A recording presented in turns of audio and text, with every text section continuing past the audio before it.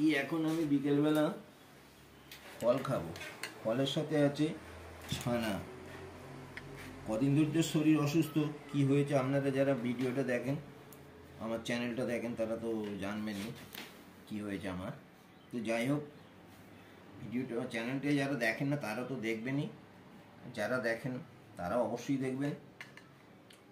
আর লক্ষ্মীবাবুর কিনে দেওয়া তরমুজটা খেয়ে দেখি কেমন হয়েছে।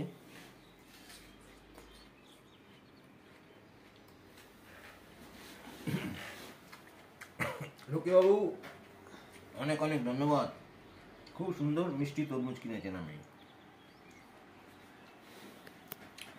এই সময় সবাই একটু সাবধানে থাকবেন,